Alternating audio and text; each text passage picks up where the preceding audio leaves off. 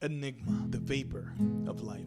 Ecclesiastes chapter 3, verses 16 through 22 read, I also noticed that under the sun there is evil in the courtroom. Yes, even the courts of law are corrupt. I said to myself, in due season, God will judge everyone, both good and bad, for all their deeds. I also thought about the human condition, how God proves to people that they are like animals, for people and animals share the same fate. Both breathe and both must die, so people have no real advantage over the animals. How meaningless. Both go to the same place. They came from the dust and they return to dust. For who can prove that the human spirit goes up and the spirit of animals goes down into the earth? So I saw that there is nothing better for people than to be happy in their work. That is our lot in life, and no one can bring us back to see what happens after we die. To be quite honest with you, this is probably one of the reasons that I used to avoid reading the Old Testament, but over time, I realized something important. You cannot truly understand or even appreciate the New Testament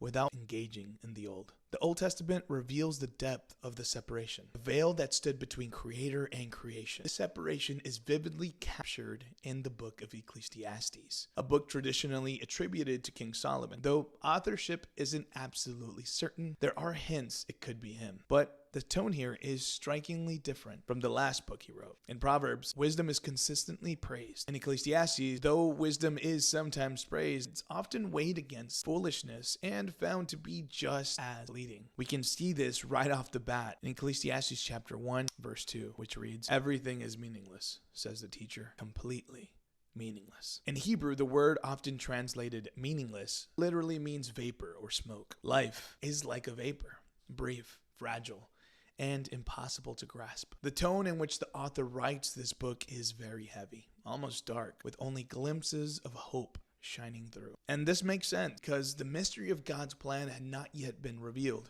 as Paul explains in Colossians chapter 1 verse 26, which reads, the message was kept secret for centuries and generations past, but now it has been revealed to God's people. In verse 18, we see the author reflect on the human condition, which is our mortality. He makes the comparison to the animals, and just like them, our days are numbered. This reality alone should lead us to live our lives wisely. Earlier in the chapter, in Ecclesiastes chapter 3, verses 1 through 8, the author reminds us that there is time for everything. A time to be born, a time to die, a time to laugh, a time to weep. Knowing our time is limited, why waste it on things that don't matter? If we allow the enemy to distract us, we'll live like the animals, existing without any true purpose. God has called us to so much more. Verse 19 shares that. If life were nothing more than what